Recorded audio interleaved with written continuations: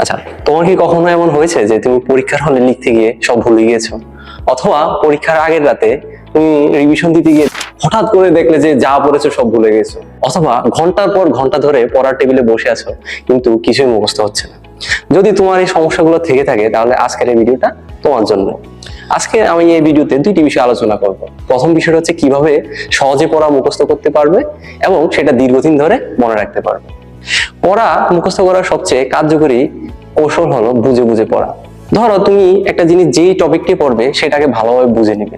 সেটা বোঝার জন্য তুমি কোনো শিক্ষকের সাহায্য নিতে পারো, অথবা অনলাইনের বিভিন্ন সোর্স যেমন ইউটিউব, গুগল, চ্যাট জিপিটি থেকে সাহায্য নিতে পারো।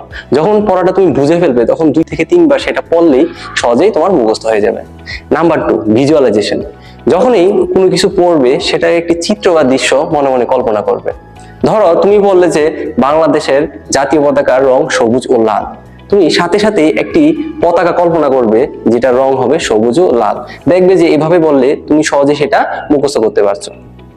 নাম্বার 3, তুমি সবসময় বাস্তব কোনো উদাহরণের সাহায্যে যে কোনো কিছু তুলনা করে পড়লে সেটা সহজেই মনে রাখতে পারবে বা সহজে মুখস্থ করতে পারবে।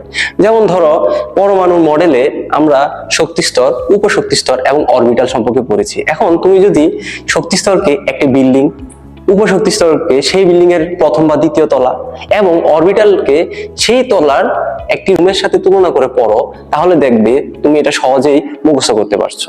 এবার আমি আলোচনা করব কিভাবে সেই পড়াটাকে দীর্ঘদিন মনে রাখতে পারবে। পড়া দীর্ঘদিন মনে রাখার সবচেয়ে কার্যকরী কৌশল হচ্ছে বারবার পড়া, বারবার রিভিশন দেওয়া। ধরো তুমি যে কোনো একটি টপিক আজকে মুখস্থ করলে, মুখস্থ করার পর দ্বিতীয় দিন যখন আরেকটি টপিক তুমি শিখলে তখন তার আগে সেই আগের দিন যে টপিকটা শিখেছ সেটা আবার রিভিশন দিলে। তৃতীয় দিন ওই একই টপিক প্রথম দিন, দ্বিতীয় দিন এবং তৃতীয় দিন তুমি পরপর সেটা রিভিশন দিবে। রিভিশন দেওয়ার পরে সপ্তম দিন যখন তুমি যাবে, সপ্তম দিনের দিন সেই প্রথম টপিকটা আবার তুমি নিজে নিজে নিজের কাছে পড়া দিবে। যখন তুমি নিজের কাছে নিজে পড়া দিতে পারবে তখনই মনে করবে যে তোমার সেটা পড়াটা ভালোভাবে মুখস্থ হয়ে গেছে এবং সেটা তুমি দীর্ঘদিন মনে রাখতে পারবে। তখন দেখবে যে পরীক্ষার আগে যখন তুমি রিভিশন দিতে যাবে তখন দেখবে যে তোমার সেটা মনে আছে এবং পরীক্ষার হলেও সেটা তুমি সহজেই ভুলবে না। তো এই হচ্ছে কৌশলগুলো। তোমাদের যদি এরপরও যদি কোনো সমস্যা ফেস করো তাহলে অবশ্যই কমেন্ট করে জানাবে।